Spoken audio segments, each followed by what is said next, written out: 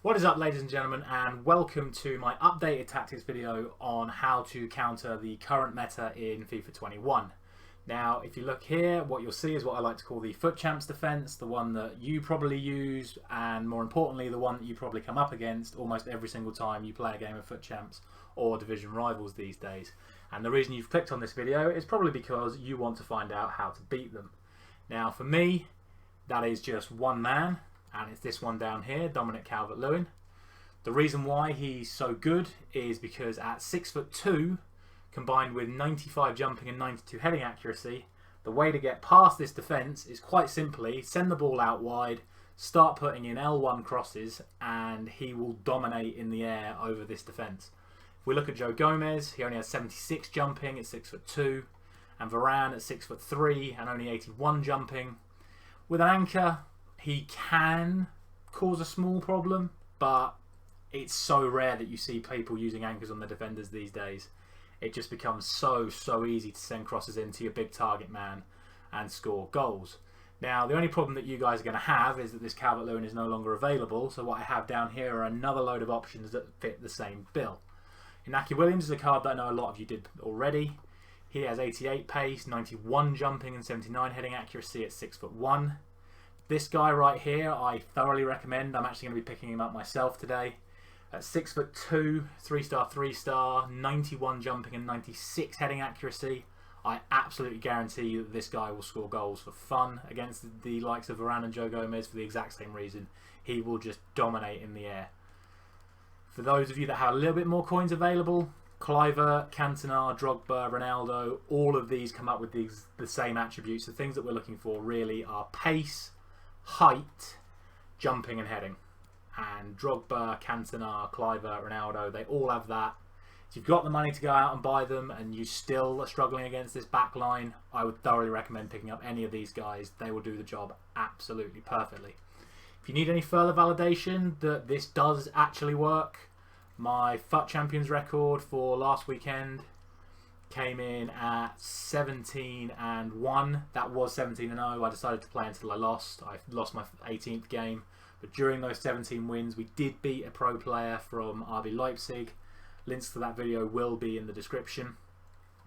And if we look at our division rivals, we are currently sitting in rank 1, division 1, with a rank of 2,175. I could play an extra game. I've got one left, but we've already secured rank 1, so that'll be some packs coming in this week's pack opening, all using a team geared towards playing balls into Calvert-Lewin and getting the goals. So, as for the team itself, we'll go to that now.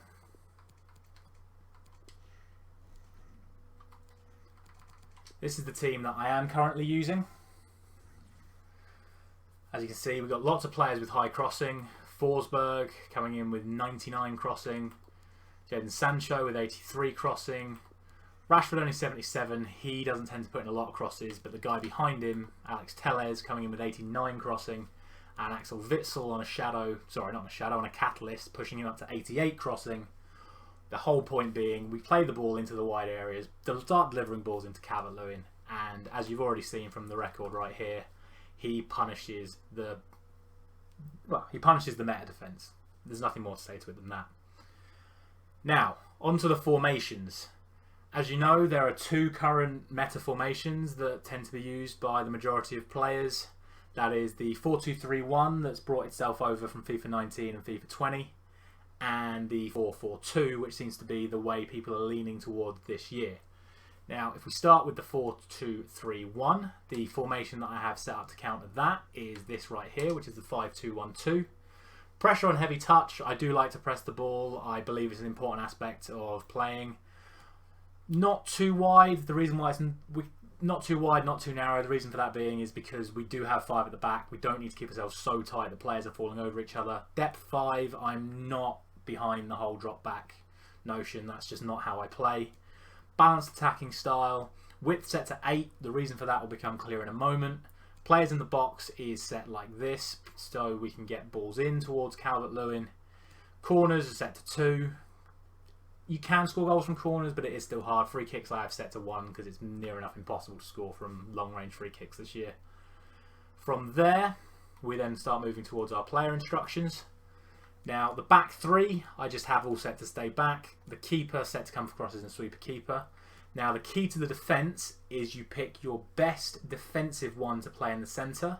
The reason for this is against the 4-2-3-1, this guy is going to be dealing with the lone striker. Balls that get fed into the striker, we're going to press on that striker. And the reason we then have two nice quick defenders in Mukiele and Klosterman outside is because if they try to then feed it wide beyond the striker, these guys with their high 80s, low 90s pace are going to sweep it all up. But it's really, really important you put the best defender in the middle with two quick players wide either side. As for the wing-backs, Alex Tellez set to join the attack, overlap with conservative interceptions. I actually have conservative interceptions across the belt, as I like to call it. So Witsel, Partey, Forsberg and Tellez all set to conservative interceptions. The reason for that is we don't want them diving into challenges. We want them to sit in their position and then win the ball back when our opposition make the mistake. Join the attack and overlap. The reason for this is when they've got their 4 up front and their 6 in defence, the wing back set to join the attack and overlap will push them beyond the right cam and the left cam of our opposition, and it will also stretch the left CDM and the right CDM of the 4-2-3-1. That then creates loads of space for this guy, our cam, set to stay forward and free roam. He's going to then have loads of space created by the wide players, so he can influence down the middle if we choose to go down the middle. We always tell one player to stay back. That will become clear soon. This guy set to stay back while attacking, stay on the edge of the box, so under no circumstances is he going too far forward. Again, the conservative interceptions covering the centre and free roam. Then we have one more attack-minded, not to the extent that we send him to join the attack, but someone this is normally a cam or an attack-minded centre midfielder, someone that's going to create chances and score more goals, essentially leaving us with a back three, one player sitting in front, then a 4 of the right wing back, the cam, the left centre mid and the left wing back, leading up to the 2 up front. Now if we've gone wide, as I've already stated, we're going to be sending balls in from Witsel, from Forsberg, from Tellez and from Sancho. We're aiming them in at Calvert-Lewin nice and high. He's just set to balance and stay forward. Same with Rashford, just provides you with the extra option. So if you want to play it high, play it up to Calvert-Lewin to score headers. If you're still confident enough to play it low, you've got Rashford and Sancho with the 5-star skills to create a little bit of extra chances. And from there, what I'm going to do now is I'm going to show you a clip of this formation in action against the 4-2-3-1, so you can quite clearly see how we create our chances and score our goals. So here we have a prime example of how this system works in countering the 4-2-3-1. As you see, our opponent has a free kick. They play it short. And as the play transitions up to Sterling, if we just stop it here, you can see how we have it. We have our 5 at the back, our central centre-back covering the striker, our CDM covering the cam, and our full-backs covering the 2 wide cams. As he plays it up to Werner, our central centre-back goes with him. A rare instance where our sitter has decided to let their cam go, but that doesn't matter, because as you see here, Klosterman comes in to cover the man down the middle.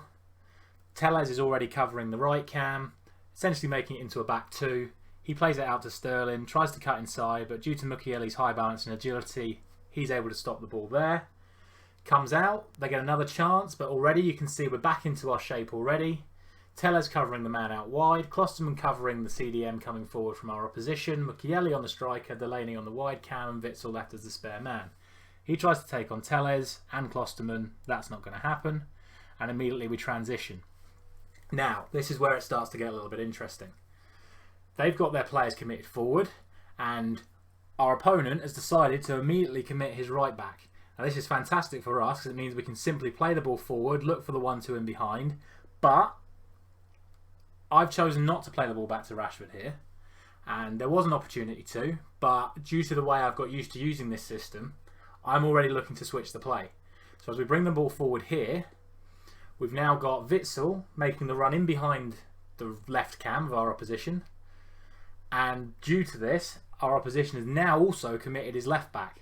So we're able to spread the play out here, and as you watch, now Raheem Sterling has stopped tracking back, leaving us a 3v3 situation for the cross. Now I always aim the cross in here towards Calvert-Lewin, our big target man. He should score in that instance, but this time he doesn't. As we stop the play again now, as our opponents look to counter our counter, you see you've got their 4 against our 5 because Witzel's already gone forward. So Sterling already has a little chance to get in behind, and as you see, our opponent does look to play to Sterling straight away. But this is fine because we still have our back 4. Mukiele comes in as an emergency right back, Delaney and Klosterman come in as the centre backs, and Telles comes in as a left back. Nice and easy to cover. He plays into Werner, looks back for Sterling because we're covering with Delaney, and by the time the ball gets back to Sterling, Witzel's already back in position, and between Witzel and Mukiele we win the ball back again. Now, as we look to transition a second time, immediately at the top left of your screen you'll see the Ferland Mendy of our opponent moving backwards due to the drop back mechanic, leaving all this space for Thomas Partey as he runs down the back. There's their shape, 4 at the back, 2 in midfield, and therefore 4 forward. But because they're set to drop back, we're already looking for it, and you've already seen him making the run. Telles has all this space in behind because with the drop back formations, as they're told, you keep your defence narrow. And because their defence is narrow and our attack is wide, we have all of this space in behind with Alex Telles. And there is nothing the 4-2-3-1 drop back teams can do against this. The space is in the middle this time. We cut it back. Calvert-Lewin's there again, and this time he does score. So, now that you've seen how to counter the 4-2-3-1, we will now look at how to counter the current, what I would say, most used form of the high-level meta right now, and that is the 4-4-2.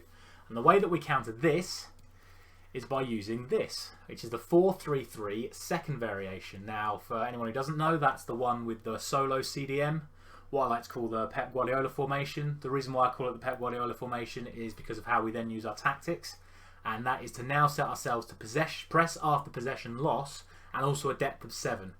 Now, that may scare a lot of you. This is, in my opinion, a very high-level formation to use. It's very difficult to use, but if used effectively, it is the perfect counter to the 4-4-2. Essentially what we're doing is, at the moment we lose the ball, we're saying to our opposition, you're not getting out, you cannot get it out to your right mid and left mid, you cannot play it to your 2 centre mids, we're on you like a rash, we win the ball back, and if you can win the ball on the press, because they have 2 at the back and we've got 1 up front, the ball through the middle towards your central striker can be on a lot of occasions when you win the ball back on the press. As for offensive, we're still set to balance, but now we're set to a width of 5 rather than 8. I'll explain more on that in a moment. Players in the box is set like this because Calvert-Lewin's now on his own. Corners, I've dropped down 1. The reason for that is they're a little bit more conservative when we're defending our corners, and free kicks are still set to 1 because as I've already said, free kicks don't really matter this year. As for the instructions, this is where it gets a little bit more interesting. So Neuer set to sweep a keeper and come for crosses, same as before. Centre-backs, Klosterman and Delaney in this case, set to stay back while attacking, normal interceptions, same as before. Our full-backs, now Mukiele and Telles, are set to balanced rather than join the attack, but still set to conservative and overlap. The reason I've chosen Mukiele is purely because he's the best at crossing. We are still looking to play balls into Calvert-Lewin, except now we've got Telles, Forsberg, Witzel, Mukiele, Sancho and Rashford with the ability to cross in towards him. And Mukiele, like I said, is the best at crossing out of these 3 players I use in centre-back and the other one. Again, as I've said before, the belt, as I like to call it, Telles, Forsberg, Partey, Witzel and Mukiele, they're all set to conservative interceptions. Even though we're pressing, we still don't want them to dive in. We want them to put pressure on the ball without fully committing themselves, so we can still prevent passes from going through and quick, easy turns for our opponents that will break through the defence. Now, Partey is set to stay back while attacking. We don't want him going too far forward. Again, I'll explain a little bit more on that in a moment. He's set to cover the centre. Balanced defending. I know some people like to set it to cut passing lanes, but for me, I like it balanced. I like to be in control of Partey myself when I'm defending, and it's just easier for me to do it that way. Now, this is where it gets really different to before. So our 2 centre mids in Witzel and Forsberg, they're both set to balance, they're both set to free roam. However, now they're set to stay on the edge of the box, and they're also set to cover the wing. The reason why they're set to cover the wing will become more clear once we get to the forwards, but in terms of staying on the edge of the box, this is so we can keep recycling the ball. Now, we almost have a little mini diamond here between Calvert-Lewin, Forsberg, Partey and Witzel. The reason why this is important is because this is how you can possession starve the 4-4-2. They're going to have their 2 centre mids preoccupied by Witzel and Forsberg. If this happens, the simple play is to always knock the ball back into your CDM. Keep playing it to Thomas Partey. He can then look wide to Mukiele and Telles on the overlap, but If they then start committing one of the two centre mids, it then becomes an easy pass to Witsel and Forsberg. If they're choosing to not put pressure on the ball at all, there is just a simple pass from Partey through the two CMs up to Calvert-Lewin, and we keep the ball that way. Now, Calvert-Lewin himself is now set to target man, not like he was in the other one, and that's almost because we use him as a brick wall. So passes go into him and they just bounce back off him. We feed it in, we feed it out. That's also why these are set to stay on the edge of the box. Passes go into Calvert-Lewin, he can then feed it back to them, look to the two wide players, or look to get it back into Calvert-Lewin again. Equally, once the midfield gets the ball from him, he can play it out wide to any of the wide players that can put crosses in towards him and start dominating Varane and Gomez again. As for the wide players themselves, they're set to basic defensive support, so we do want them helping out a little bit on coming back. Get into the box for cross, like we said, we've still got two players moving towards the box. That's because if the ball goes over Calvert-Lewin, we've got someone coming in behind them. We also have them set to free roam and come short. This is all the importance about the build-up play, and like I've already said, we're about possession starving the 4-4-2. We're dragging people out of position. We've got Witsel and Forsberg dragging the centre mids everywhere. We've got Calvert-Lewin on the centre backs. We've got Sancho and Rashford dragging the right back and the left back out of position, leaving even more space for Mukiele and Telles to get out wide, create chances to put in the crosses. It's really, really important that you keep the ball in this formation. So probably the best way of looking at it is you're patient with the ball and frantic without it. Whilst you're in control, you are in full control of the game. You keep the ball moving, you keep frustrating your opposition, and I guarantee you eventually they will start committing players, and when they do, balls in behind could be on, or as I've already stated, balls out wide that you can then cross into your big target man become really, really easy. And that's it really. There's nothing more to say. This is how I play. I suppose the other thing is what's worth noting is the versatility of your players becomes really important. As you saw there, I have Witsel as a central centre mid in one formation, as a right wing back in the other, and Mukiele I have set as a centre back in one and right back in another. It is really important if you're trying to use both formations at the same time, you do have versatility in your players. So my recommendation would be always have a midfielder that you can play at full back, always have a full back that you can play at centre back, and always have a winger that you can play at striker. Equally, there are other options. If you play an all narrow formation, it's easy to find two central players that can play wide, or if you're using a multiple winger formation, it's easy to find wide players you can play at wing back or in central midfield. Beyond there's nothing more really to it. By all means, give it a go, leave a like, put in the comments if you found any joy with it, but honestly, I cannot recommend these tactics enough, and hopefully you will start picking up more wins yourselves. Until then, I'll see you next time.